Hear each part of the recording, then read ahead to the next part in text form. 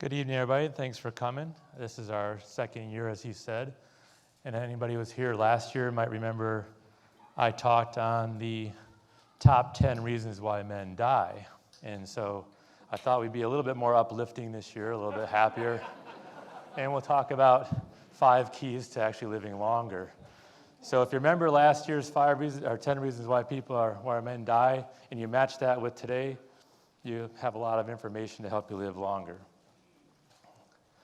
So the Harvard School of Public Health did a study of over 40,000 men over 28 years. They reviewed the data on diet, alcohol, smoking, body weight, and they used these 5 areas chosen for their large impact on risk for premature death.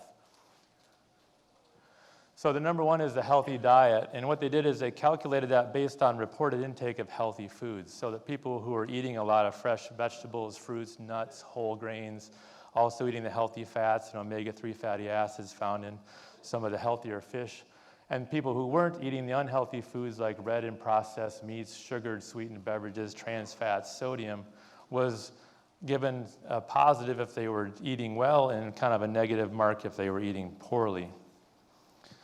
They also then measured and calculated physical activity level, and they found that kind of the ideal mark was about 30 minutes per day of moderate to vigorous activity. That doesn't mean you had to be out there running for 30 minutes all the time. It might be a vigorous walk, a good hike, a nice bike ride, or a run if that's what you do. But it didn't have to be anything, but it just had to be about 30 minutes long, whatever you chose to do. And then healthy body weight is a BMI between 18 and 25.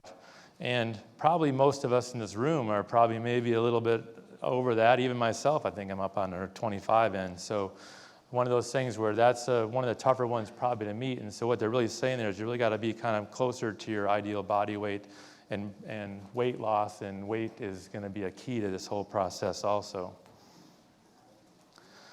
And then smoking, they define that as not. There really is no healthy level of smoking, chewing tobacco, doing vaping. None of it counts as being healthy. So if you were a smoker or doing any of the chewing tobacco, those kind of things, that was a negative. And the only people that got the positive mark were people who were not smoking. Not that you'd never smoked, but that you had at least quit by age 50. And then moderate alcohol intake. And what does that mean? We always say, well, drink moderately, but what does that really mean? That means between 5 and 30 grams of alcohol a day. That's about 2 beers, 2 12-ounce beers, 2 glasses of wine, or about 2 shots of grain alcohol. So if you're filling up a great big mug of beer here today, you might already be over that amount just in one drink. Or, if you mix your drinks pretty stiff, you might be over that also. But if you stick within these kind of standards, that was considered a positive thing. So what does it do for you? If you practice just one of these habits by age 50, you'll live 2 years longer. That's pretty impressive. Just for doing one of those things I just talked to you about, you get 2 more years of life. You gain more time for each one that you add. So what happens if you do all 5 of them? You gain 12 years of life. So you get over a full decade more life if you practice all 5 of those things. So what does this mean? The current average life expectancy in the United States is about 76.5 years.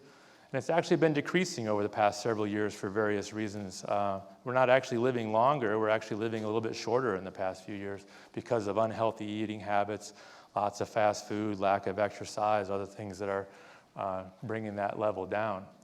We also spend about $10,000 per year per man in medications, health therapies, hospitalizations, doctor's visits, that kind of stuff. So we're spending a lot of money, and we're getting 76 years of life on average, which is actually declining. So you go back to the 5 keys of longer life: healthy diet, healthy physical activity level, healthy body weight, not smoking, and moderate alcohol intake. Guess how much that costs the system per year, per man? Nothing. These are lifestyle changes. These are things you're just doing because you can and want to. So practicing the 5 keys of longer life costs the healthcare system literally nothing. and will allow you to live almost to 90 years old or over 90 years old.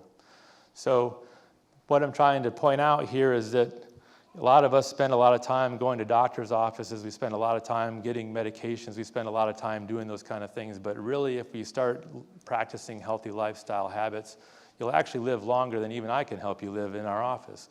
So you gain 12 more years of life, live to be over 90 just by eating better, exercising regularly, drinking moderately, not smoking, and keeping your body weight kind of down.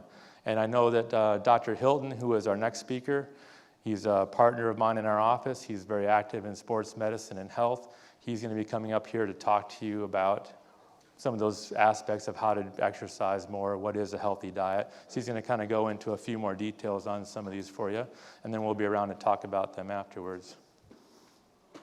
That's it for me.